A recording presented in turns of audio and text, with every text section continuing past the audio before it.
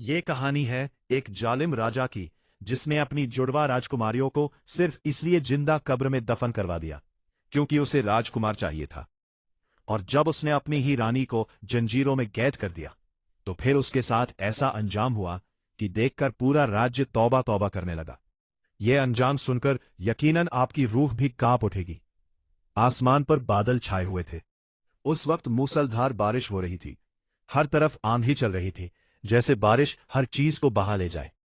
ऐसे में एक रानी, जिसकी गोद में दो राजकुमारियां थीं, उन्हें लिए तेज भाग रही थी। नंगे पांव वह चलती जा रही थी। महल से दूर जंगल के रास्ते पर सुनसान इलाका था। मतलब हर तरफ उस वक्त वीरानी छाई हुई थी, क्योंकि तेज बारिश की वजह से लोग अपने घरों में थे। वह तेज तेज चलती जा रही थी और दोनों हाथों में छोटी छोटी उसकी राजकुमारियां थीं, जिन्हें पैदा हुए अभी कुछ ही दिन हुए थे।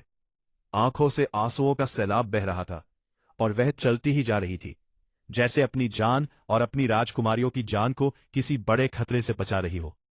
बारिश की बूंदों के साथ उसके आंसू भी मिल गए थे। जमीन की कीचड़ में पांव धंसते, मगर वह रुकती नहीं थी। कभी पीछे मुड़कर देखती और फिर और तेज चलने लगती। उसके चेहरे पर खौफ की लकीरें साफ झलक रही थी। वह चलते चलते ना जाने कहां आ पहुंची थी। कदम बेसमझ भागते जा रहे थे और दिल के अंदर खौफ की धड़कनें तेज से तेज दर होती जा रही थी। आगे एक घना जंगल सा शुरू हो रहा था और सामने ही उसकी नजर एक टूटी फूटी कुटिया पर पड़ी। दिल ने कहा, शायद यही मेरी पनाहगाह है। वह कांपते कदमों के साथ आगे बढ़ी। बारिश की बूंदें उसके बदन को काट रही थी। उसने दरवाजे पर हल्की सी दस्तक दी तो देखा कि दरवाजा आधा खुला है। डरते डरते अंदर दाखिल हुई तो कुटिया की हालत देखकर आंखें नम हो गई। छत से बारिश का पानी टपक रहा था। दीवारें बोसीदा थीं और माहौल में एक सन्नाटा छाया हुआ था, जैसे बरसों से यहां कोई ना बसा हो।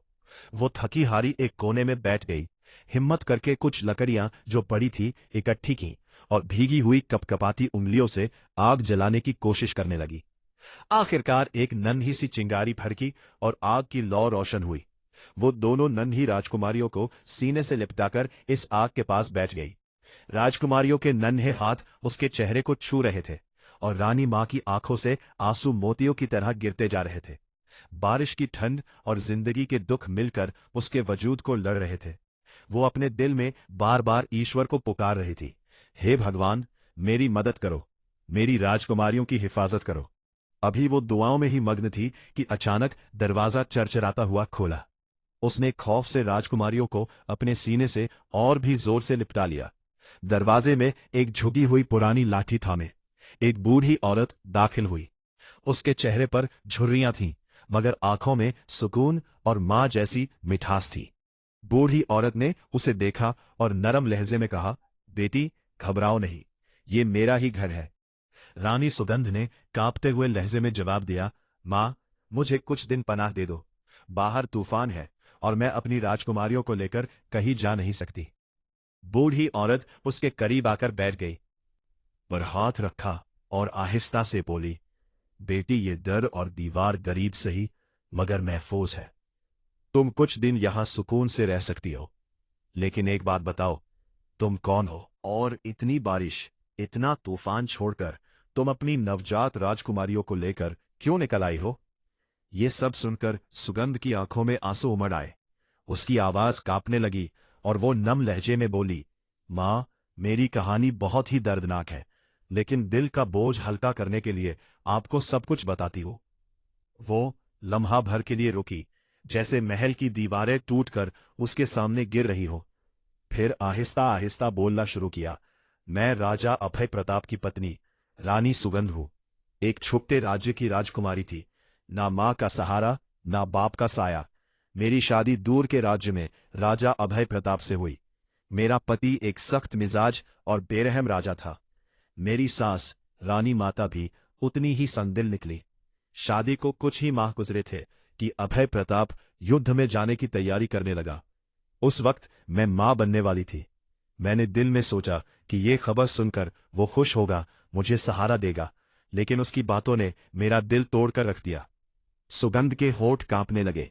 उसने लरसती आवाज में आगे कहा, जब वो युद्ध में जा रहा था, मेरी गोद खाली थी मगर दिल में उम्मीदों के दिए रोशन थे। मगर माँ, उसके जाने के बाद मेरी जिंदगी एक कैदखाना बन गई।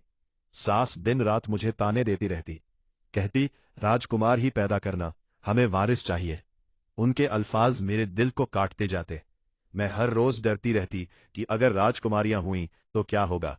मैंने एक दिन हिम्मत करके अभय प्रताप से बात की कि राजकुमारियां भी ईश्वर की रहमत होती है। मगर उसने तो जैसे मेरे वजूद को आग में झोंक दिया। उसने कहा, अगर राजकुमार हुआ तो ठीक, वरना अगर राजकुमारियां हुई तो याद रखना, मैं उन्हें जिंदा जमीन में दफन करवा दूंगा। ता नहीं होगा। ये अल्फाज सुनते ही मेरी रूह कांप गई। मां, यूं लगा जैसे मेरे सीने में सांस अटक गई हो। उस लम्हे के बाद से मेरा दिल हर वक्त खौफ में डूबा रहता। मैं रातों को जाग जाग कर रोया करती और हर पूजा में भगवान से दुआएं मांगती, हे भगवान, मुझे राजकुमार अता कर दे, ताकि मेरे बच्चे दुनिया के जालिम हाथों से बच जाए। सुगंध ने लरचती हुई आवाज में अपनी कहानी आगे बढ़ाई। मां, जब वक्त आया तो भगवान ने मुझे 2 जुड़वा राजकुमारियों से नवाज दिया। नन्ही परियां देखकर मेरा दिल खुशी से भर गया, मगर मेरे चेहरे की मुस्कुराहट खौफ के साए में दब गई। मेरा बुरा हाल था, आंखों में सिर्फ डर ही डर था। जैसे ही मेरी सास को खबर मिली, उसने फौरन राजा अभय प्रताप को संदेश भिजवाया। उसकी जुबान में जहर था। उसने कहा, अभय प्रताप, फौरन राज्य में वापस आ जाओ। तुम्हारी रानी ने राजकुमारियां जनी है। ये हमारे लिए बोझ है, कल को हमारे राज्य की मुसीबत बनेगी। मां, उस वक्त मेरा दिल जैसे टुकड़े हो गया। मैंने सोचा शायद मेरा राजा मेरी राजकुमारियों को कबूल कर लेगा, मेरा सहारा बनेगा।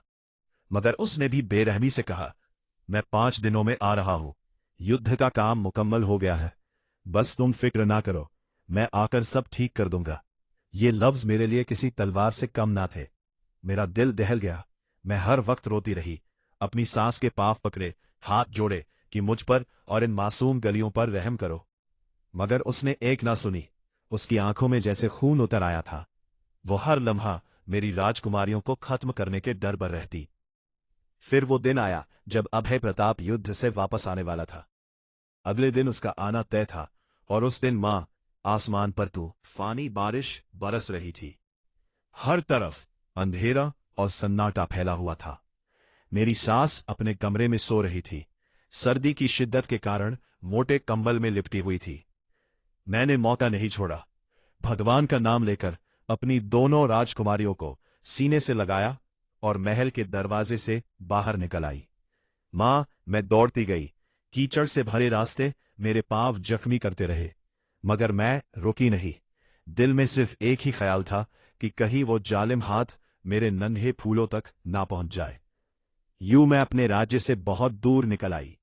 बारिश मेरे आंसुओं को छुपा रही थी और मेरा खौफ मुझे भगाता जा रहा था। चलते चलते जब हिम्मत जवाब दे गई तो सामने आपकी कुटिया नजर आई, और यूं मैं आपके दर तक आ पहुंची।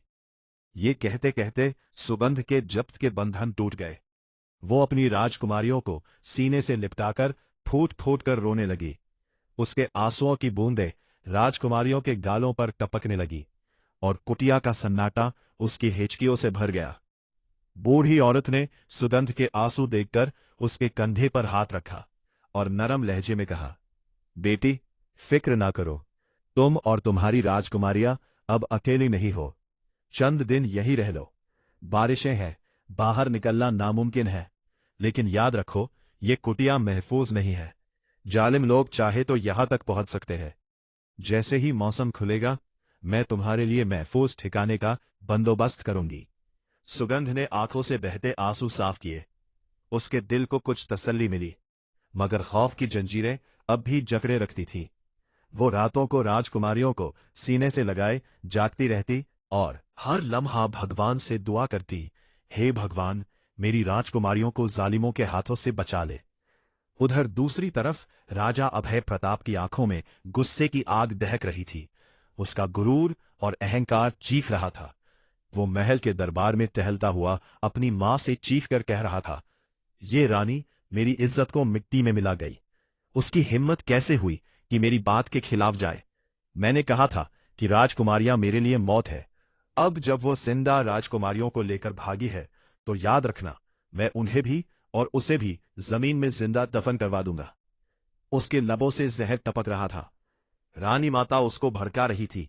हाँ बेटा, ये रानी हमारी नाक कटवा देगी। ढूंढ उसे और ऐसा सबक सिखा कि कोई रानी आइंदा हिम्मत ना करे। अभय प्रताप के चेहरे पर एक शैतानी मुस्कुराहट फैल गई। उसने मुट्ठी भींची और कहा, मैं जानता हूं कि वो मुझे देखते ही शोर मचाएगी, हंगामा करेगी। इसलिए अब मुझे एक ऐसा मंसूबा बनाना होगा जो सीधा निशाने पर लगे। एक ऐसा मंसूबा जिससे वो ना अपनी राजकुमारियों को बचा सके, ना खुद को। उसकी आंखों की खुराफात चमक अंधेरे में दहकती हुई आग जैसी लग रही थी। कुछ दिन बाद अभय प्रताप को खबर मिली। किसी ने बताया कि रानी सुगंध को फला इलाके में आखिरी बार देखा गया था। ये सुनते ही उसके दिल में खुशी की लहर दौड़ गई। वो सिर झुकाए मुस्कुराता रहा। उसकी मुस्कुराहट शैतानी थी। अब खेल खत्म होने वाला है, उसने खुद से कहा। उधर सुगंध को कुटिया में आए कुछ दिन गुजर गए थे। बारिश का शोर कुछ थमा तो जरूर, मगर उसके दिल का तूफान कम ना हुआ। वह हर वक्त सहमी हुई रहती, अपनी दोनों राजकुमारियों को सीने से लिमटाए रखती, कभी उनके नन्हे हाथों को चूमती, कभी आंखें बंद करके भगवान के हुजूर गिड़गिड़ाती, हे प्रभु, ये तेरी अमानत है, इन्हें अपनी पनाह में रख, जालिमों से बचा ले। कुटिया के अंधेरों में उसकी दुआएं गूंजती रहती और बाहर वक्त अपनी तेज चाल चल रहा था। कुछ ऐसा होने वाला था जिसने सब कुछ बदल देना था। रात का वक्त था। आसमान पर बादल अभी भी मौजूद थे और हल्की हल्की बारिश की टपटप सुनाई दे रही थी। ठंडी हवा के झोंके कुटिया की कमजोर दीवारों से टकराकर अंदर आ रहे थे। कुटिया के अंदर गहरा सन्नाटा था। सिर्फ लकड़ी की आग की मध्यम सी रोशनी जल बुझ रही थी। बूढ़ी औरत कोने में बैठी थी। उसकी नजरें मुसलसल सुगंध पर जमी हुई थीं, जो गहरी नींद में डूबी हुई थी। उसके करीब उसकी दोनों नन्ही राजकुमारियां भी बेखबर सो रही थीं। सुगंध के माथे पर पसीने की नन्ही बूंदें थीं, जैसे उसके बेहोश जिस्म के अंदर कोई अनजाना खौफ करवट ले रहा हो। अचानक रात की खामोशी को किसी के कदमों की छाप ने तोड़ डाला। बूढ़ी औरत चौंकी, उसके कान खड़े हो गए। वो आहिस्ता से उठी और दरवाजा खोला। सामने राजा अभय प्रताप खड़ा था। उसके चेहरे पर शैतानी मुस्कुराहट फैली हुई थी। उसकी आंखों में एक वहशत झलक रही थी, जैसे उसने अपनी फतह का ऐलान कर दिया हो। बूढ़ी औरत के हाथ कांप रहे थे। उसने अभय प्रताप की तरफ देखते हुए हिचकिचाते हुए सोने के सिक्के थाम लिए। उसके होठ लड़खड़ाए और मध्यम आवाज में बोली, तुम यही रुको, मैं लेकर आती हूं। वह पलटी, कुटिया के अंदर गई और धड़कते दिल के साथ राजकुमारियों को उठाया। नन्ही कलियां मां की आगोश से जुदा हुईं तो जरा सा करवट लेकर सिसकीं, मगर नींद के गलबे में फिर खामोश हो गई। बूढ़ी औरत ने वह राजकुमारियां अभय प्रताप के हाथों में थमा दी। अभय प्रताप की मुस्कुराहट और भी भयानक हो गई। उसने एक लंबी सांस ली, जैसे बरसों की भड़ास निकल रही हो। फिर वह मुड़ा और अंधेरे में गायब होने लगा। बूढ़ी औरत ने सिक्कों को मजबूती से मुट्ठी में जकड़ लिया। उसकी आंखों में ना शर्मिंदागी थी, ना पछतावा। एक आखिरी बार उसने कुटिया के अंदर झांका, जहां सुगंध बेखबर सो रही थी। चाय में मिलाई गई नींद की दवा ने उसे इतनी गहरी नींद में डाल दिया था कि तूफान भी उसे जगा ना सकता था। उसे जरा सा भी खबर ना थी कि उसकी गोद खाली कर दी गई है और उसके ख्वाबों का सबसे कीमती खजाना उसे छीन लिया गया है। बूढ़ी औरत ने आखिरी बार सर्द सांस भरी, फिर कुटिया का रुख छोड़ दिया, जैसे यह कुटिया उसका ठिकाना कभी था ही नहीं। अंधेरी रात में हवा और बारिश का शोर बढ़ता गया और सुगंध की बेखबर नींद उस कयामत से गाफिल रही जो अगली सुबह उस पर टूटने वाली थी। जैसे ही सुबह का सूरज निकला तो अभय प्रताप अपने चेहरे पर कुराफात मुस्कुराहट सजाए दोनों नन्ही राजकुमारियों को गोद में उठाए राजकीय श्मशान की तरफ बढ़ रहा था। उसके साथ उसकी मां रानी माता भी थी। दोनों के दिलों में जरा सा भी रहम ना था, जैसे उन्हें भगवान के खौफ का कोई इल्म ही ना हो। नन्ही राजकुमारियां भूख से दिलख रही थी। उनके मासूम होठ सूख रहे थे, मगर राजा और रानी माता उनकी सिसकियों से बेपरवाह थे। श्मशान की वीरान फिजा में जब वहां पहुंचे तो उन्होंने राजकुमारियों को एक तरफ लिटा दिया। फिर दोनों ने बेहिसी के साथ जमीन खोदनी शुरू कर दी। किसी पल के लिए भी उनके हाथ ना रुके, ना आंखों में पानी आया। गड्ढा तैयार हुआ तो दोनों ने एक नजर उन मासूम कलियों पर डाली। वह नन्हे हाथ उठाकर जैसे जिंदगी की भीख मांग रही थी, मगर बेरहम दिल पत्थरों से भी सख्त हो चुके थे। अगले ही लम्हे वह जालिम राजा और रानी माता उन राजकुमारियों को उस अंधे गड्ढे में डालकर मिट्टी बराबर करने लगे। नन्ही कलियों की सिसकियां मिट्टी के नीचे दब गई। जमीन ने उनको निगल लिया। फिर वह दोनों ऐसे ही वहां से चले गए जैसे कुछ हुआ ही ना हो। उनके चेहरों पर मुतमईन मुस्कुराहट थी, जैसे उन्होंने कोई बड़ा कारनामा अंजाम दिया हो। लेकिन जो कुछ वह भूल गए थे वह ये है कि एक ऐसी शक्ति भी है जो सब कुछ देख रही है। उसके ज्ञान से कुछ छुप नहीं सकता। वह शक्ति खामोश है मगर अंधी नहीं। दूसरी तरफ कुटिया में सुबह से दोपहर होने को आई थी। सुगंध अब भी नींद की बेहोशी में पड़ी थी। दवा का असर था। आंख ना खुल रही थी। आखिरकार जब सूरज आसमान पर बुलंद हुआ तो उसने आहिस्ता आहिस्ता अपनी आंखें खोली। सिर भारी था, कदम लड़खड़ा रहे थे। उसने मुश्किल से खुद को सहारा देकर उठाया। जैसे ही नजर अपने पहलों पर पड़ी तो उसके होश उड़ गए। वहां उसकी राजकुमारियां नहीं थीं। अचानक उसका दिल धड़कने लगा। उसने कुटिया के कोने कोने में देखा, मगर वहां तो वह बूढ़ी औरत भी मौजूद न थी। सुगंध का सांस तेज हो गया। उसने दिल ही दिल में कहा, शायद मां राजकुमारियों को लेकर बाहर बैठी है। वह लड़खड़ाते कदमों से बाहर निकली। आसमान साफ था, बारिश थम चुकी थी, मगर बाहर भी कोई न था। ना वह बूढ़ी औरत, ना उसकी नन्ही कलिया। सुगंध के लबों से बेख्तियार चीखें निकलने लगी। वह जंगल के सुनसान रास्तों में चिल्लाती फिरती रही, मां, मेरी राजकुमारियां कहाँ है? कोई मेरी राजकुमारियां मुझे वापस दे दो। लेकिन जवाब में सिर्फ हवाओं की गूंज थी। सुगंध पागलों की तरह रोती बिलखती दोबारा अपने महल की तरफ दौड़ने लगी।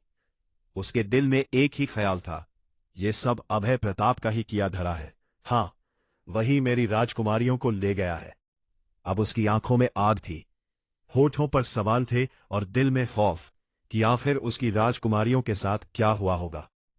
जब सुगंध अपने महल के मुख्य द्वार पर पहुंची तो उसकी हालत देखकर हर कोई दंग रह गया। बाल बिखरे हुए, कपड़े बारिश और कीचड़ से तर, आंखों में दहशत और कदम लड़खड़ाते हुए। राज्य के लोग एक दूसरे को देखने लगे। किसी ने तंज भरा जुमला कसा, ये तो कही जाती थी कि अपने किसी प्रेमी के साथ भाग गई है। किसी ने नफरत से रुख मोड़ लिया, हाय हाय, ऐसी रानियों की यही सजा होती है। राज्य की नजरें उस पर नफरत और तहकीर से जम गई थी। सुगंध की आंखों से आंसू बह रहे थे, मगर वह सब पर तवज्जो देने के बजाय महल के द्वार पर दस्तक देने लगी। द्वार चड़चड़ाता हुआ खुला। सामने अभय प्रताप खड़ा था। उसके चेहरे पर बनावटी हैरत और मसनोई मासूमियत थी। वह बोला, कहाँ गई थी तो? लेकिन सुगंध को सब समझ आ गया।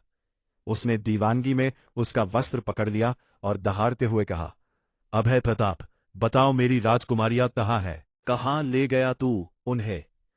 अभय प्रताप के चेहरे पर वैसी मुस्कुराहट फैल गई। अगले ही लम्हे उसके हाथ से एक जोरदार तमाचा सुगंध के चेहरे पर पड़ा। सुगंध लड़खड़ाकर जमीन पर गिर गई। वैशी दरिंदा उसको घसीटकर अंदर ले गया। कमरे की ठंडी जंजीरें उसके हाथ पांव में डाल दी। कमरा अंधेरा था, दीवारों से नमी टपक रही थी। सुगंध की चीखें सुनसान महल में गूंजने लगी। अभय प्रताप उसके सामने खड़ा गरजा, तेरी ये जुर्रत कैसे हुई? तूने मेरी मर्जी के खिलाफ राजकुमारियों को बचाने की कोशिश की। सुन ले, तेरी राजकुमारियां अब जिंदा कब्र के नीचे हैं। हां, मैंने खुद अपने हाथों से मिट्टी डलवाकर उनकी सांसें बंद कराई। कहा था ना, राजकुमार चाहिए, और तूने नाफरमानी की और राजकुमारियां दे डाली। अब भुगत। ये सुनकर सुगंध के जिस्म से जान निकलती महसूस हुई। उसका दिल कांप उठा। उसकी रूह जैसे टुकड़ों में बंट गई। उसकी आंखों के सामने अपने नन्हे बच्चे मिट्टी के नीचे सिसकते हुए दिखाई दिए, और सदमे के बोझ तले वो वही बेहोश हो गई। मगर जालिम अभय प्रताप और उसकी मां पर कोई असर ना हुआ। उनके दिलों में जरा भी नरमी ना आई, ना ही भगवान का खौफ। वो फतेह की तरह हंस रहे थे, जैसे कोई बड़ा मार्ग सर कर लिया हो। कैद की जंजीरों में जकड़ी सुगंध हर लम्हा टूट रही थी, कभी रोती, कभी चीखती, कभी जंजीरों को खींचती और फिर मायूस होकर बस दहाड़े मारती। मेरी राजकुमारियां, हे भगवान, मेरी राजकुमारियां कहाँ है? उसका जहन जैसे अपना तवाजुन खो बैठा था। हर पल उसके कानों में राजकुमारियों की आवाजें गूंजती थीं। वो बार बार जमीन पर गिरकर दहाड़े देती, मगर जालिम राजा और रानी माता पर जरा भी रहम न आता। फिर वो रात आई। रात के अंधेरे में तूफानी बारिश बरस रही थी। कड़क, गरज और बिजली की चमक पूरे राज्य को दहला रही थी। अभय प्रताप और उसकी मां बेफिक्री से अपने कक्षों में सो रहे थे, मगर वो नहीं जानते थे कि प्रकृति का फैसला उतरने वाला है। सुबह का सूरज निकला तो राज्य वालों को एक अजीब और नाकाबिले बर्दाश्त बदबू ने हिलाकर रख दिया। लोग एक दूसरे को हैरत से देखने लगे। ये कैसी बदबू है? ये कहां से आ रही है? बदबू का सुराग लगाते हुए राजा के महल पहुंचे। जैसे ही द्वार खुला, सबके रोंगटे खड़े हो गए। दरबार में एक हौलनाक मंजर उनका इंतजार कर रहा था। अभय प्रताप और उसकी मां रानी माता की लाशें पड़ी थीं, मगर इन लाशों को देखकर पहचानना मुश्किल था। उनके जिस्मों पर कीड़े, सांप और बिच्छू रेंग रहे थे। गोश्त को जगह जगह से नोच डाला गया था। आंखें खुली हुई थीं, डर भरी निगाहों के साथ, जैसे वे अपनी मौत के वक्त किसी खौफनाक अजाब को अपनी आंखों से देख रहे हो। राज्य के लोग दहल गए। कुछ लोग तो दम घुटने से वहीं गिर पड़े। सबकी जुबान पर एक ही जुमला था, हे भगवान, ये क्या हुआ? ये तो सबके सामने नेक और धर्मात्मा बनते थे, फिर इन पर इतना बड़ा अजाब क्यों आया? लोगों के कदम अंदर के कमरे की तरफ बढ़ने लगे। वहां एक और मंजर उनके दिल दहला देने वाला था। कमरे के अंधेरे में जंजीरों में जकड़ी सुगंध बैठी थी। बाल बिखरे हुए, आंखों में दहशत, चेहरा आंसुओं से तर। वो धीरे धीरे सिसक रही थी, कभी जंजीरें खड़खड़ा देती। राज्य के लोग सकते में आ गए। रानी सुगंध, ये यहां कैद थी? कुछ लोगों ने आगे बढ़कर उसकी जंजीरें खोल दी। जंजीरों के खुलते ही सुगंध दहाड़े मारकर रोने लगी। उसकी आवाज पूरे महल में गूंज उठी, मेरी राजकुमारियां! उन्होंने मेरी राजकुमारियों को मिट्टी के नीचे दफना दिया। वो जालिम अभय प्रताप और उसकी मां थे। भगवान ने उन पर वही अजाब नाजिल किया है जो उनके जुल्म के लायक था। ये सुनकर राज्य के लोग सकते में आ गए। उनकी आंखों में हैरत और खौफ भर गया। वे सोचने लगे कि जिसे वे नेक समझते थे, वे अंदर से दरिंदे निकले। जब सुगंध की जंजीरें खोली गईं, तो वो जमीन पर गिर पड़ी। रोते रोते हिचकियां बंद गईं। राज्य के लोग हैरानी से देखने लगे। रानी सुगंध, ये सब क्या हुआ? तुम्हें क्यों जंजीरों में बांधा गया था? सुगंध ने रोते रोते वो सब कुछ कह दिया, जिसे सुनकर जमीन भी कांप जाए। उन्होंने मेरी मासूम राजकुमारियों को जिंदा दफन कर दिया, सिर्फ इसीलिए कि वो राजकुमार चाहते थे। हे भगवान, ये किस जुर्म की सजा है? ये सुनकर भीड़ पर खौफ की लहर दौड़ गई। सबके दिल कांप उठे। अब किसी को शक बाकी ना रहा कि अभय प्रताप और उसकी मां को इतनी इबरतनाक मौत क्यों मिली थी। लोगों की जुबान पर एक ही जुमला था, यह तो बस दुनिया का अजाब था, ना जाने परलोक में उनके साथ क्या होगा। बड़ी मुश्किल से राज्य वालों ने उन दोनों जालिमों को गड्ढा खोदकर दफन किया, मगर ना उन्हें अंतिम संस्कार दिया गया, ना कोई रीति। सब ने कहा यह उस काबिल ही नहीं थे कि उन्हें मोक्ष का सुकून दिया जाए। उधर सुगंध की हालत बिगड़ती चली गई। उसके लिए वो महल कैद खाना बन गया था। वो हर वक्त अपनी राजकुमारियों को याद करती रहती। वो जानती थी कि इसकी राजकुमारियां कहाँ दफन है, मगर कुछ कर नहीं सकती थी। आहिस्ता आहिस्ता उसका मानसिक संतुलन भी बिगड़ गया। अब वो राज्य की गलियों में पागलों की तरह घूमती। कभी किसी बच्चे को रोककर कहती, बेटा, क्या तुमने मेरी राजकुमारियां देखी है? मुझे बताओ, वो कहाँ है? लोग उसकी हालत देखकर रोते थे। कोई तरस खाकर उसे खाना दे देता, कोई बस नजरें झुका लेता। सुगंध की जिंदगी यूं ही तड़पते, सिसकते और दरबदर घूमते गुजरती रही। आखिरकार एक दिन वो भी इस दुनिया से रुखसत हो गई। लेकिन सुगंध की कहानी रुखसत नहीं हुई। आज भी जब राज्य में कोई मां अपनी बेटी के लिए आंख से आंसू बहाती है, तो लोग कहते हैं, सुगंध को याद करो, उसकी राजकुमारियों की कुर्बानी को याद करो। मगर कहानी यही खत्म नहीं हुई। वो बूढ़ी औरत जिसने चंद सोने के सिक्कों के लालच में सुगंध के साथ गद्दारी की थी और उसकी नन्ही राजकुमारियों को अभय प्रताप के हवाले कर दिया था, उसका अंजाम ही कुछ कम भयावह ना हुआ। कुछ अरसे बाद दूसरे गांव में अचानक ये खबर फैली कि वो औरत एक खौफनाक और दर्दनाक मौत मरी है। उसकी लाश को देखने वाला हर शख्स दहल गया। कोई समझ नहीं पा रहा था कि आखिर उसके साथ ऐसा क्यों हुआ। यो सुगंध की कहानी सिर्फ एक रानी का दुख नहीं रही, बल्कि हर दिल के लिए एक सबक बन गई कि मासूमों का खून कभी बेकार नहीं जाता। ईश्वर देर करता है, अंधेर नहीं। जिसने भी निर्दोष बच्चियों पर जुल्म किया, उसका हिसाब किताब जरूर चुकाना पड़ा। मेरे प्यारे दोस्तों, अगर आपको ये कहानी पसंद आई है तो कृपया हमारे चैनल दर्पण को सब्सक्राइब कर लें और इस कहानी को लाइक और शेयर करें। आप अपनी राय कमेंट बॉक्स में दे सकते हैं, जो हमारी प्रस्तुति को बेहतर करने में सहायक होगा।